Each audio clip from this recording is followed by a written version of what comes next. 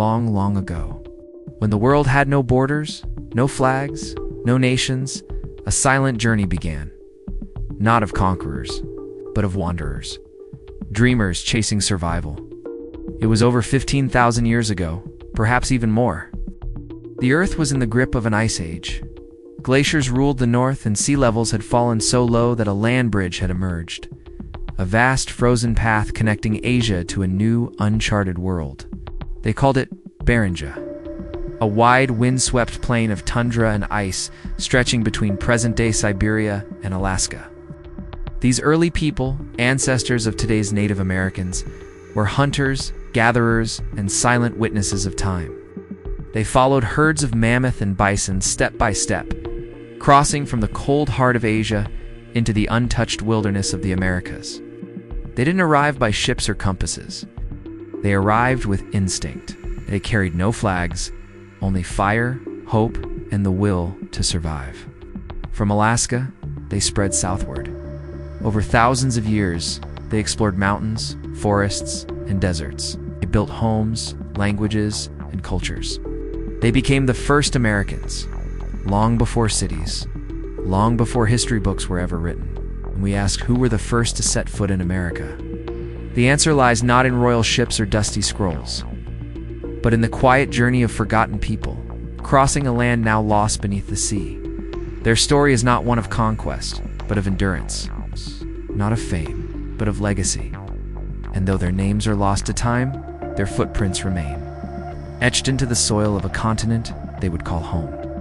At a time when European civilization was growing restless within its borders, daring sailors set out to explore the unknown. Far beyond the edge of their maps, a silent world was calling, a world shrouded in mystery.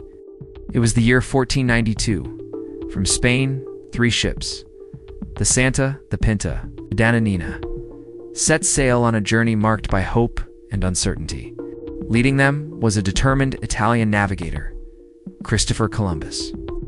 He dreamed of reaching the East Indies by sailing west, but fate had written a different story. After months at sea, on the morning of October 12, 1492, a voice from the lookout tower broke the silence. Land, they had arrived. Not in India, but on the shores of an island in the Bahamas. Unknowingly, they had stepped onto the threshold of a continent. Their eyes held wonder, their feet bore exhaustion, and their hearts swelled with triumph. They didn't realize it then, but this was not just a discovery. This was a turning point in the history of mankind.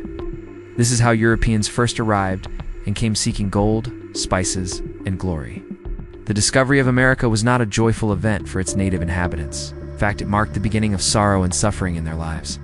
Various European countries began to occupy and rule over America. Today, we know America as the most powerful country in the world. But did you know that once upon a time, it was just a playground for foreign empires?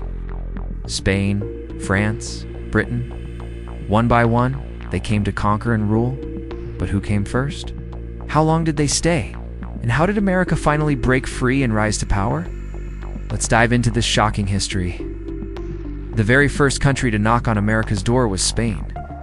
In 1513, a Spanish explorer named Juan Ponce stepped onto Florida's shores in search of the mythical fountain of youth. Soon after, Spanish forces began taking over what's now the southwest U.S., California, and Florida. They were after one thing: gold and glory.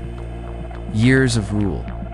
Almost 300 years, from 1565 to 1821. Even today, their influence remains in city names, buildings, and culture. Next came France. They established the massive Louisiana Territory, which once covered nearly a third of modern-day America.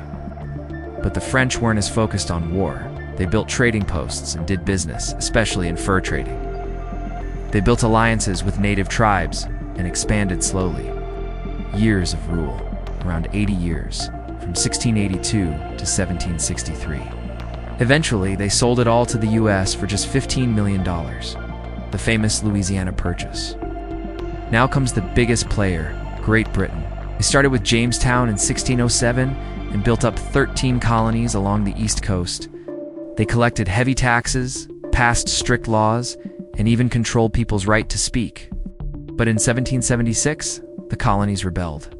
They declared independence and launched the American Revolutionary War. Eventually, the British were forced to leave.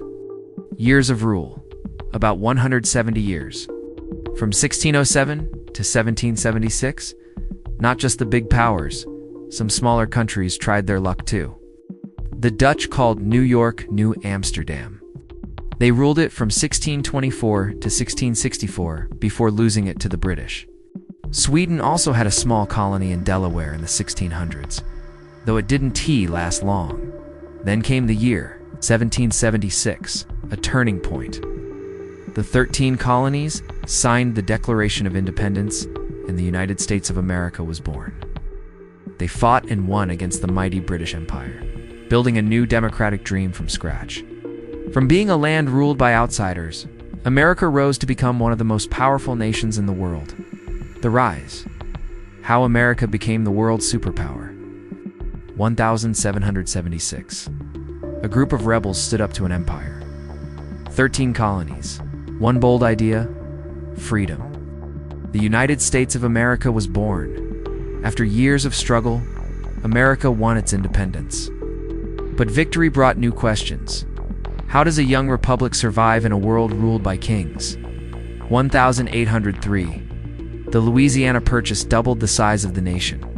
Then came railroads, gold, and endless land. By the mid-1800s, the United States stretched from sea to shining sea. 1861 to 1865. A war within. The Civil War tore the nation apart, but also gave it a new birth of freedom.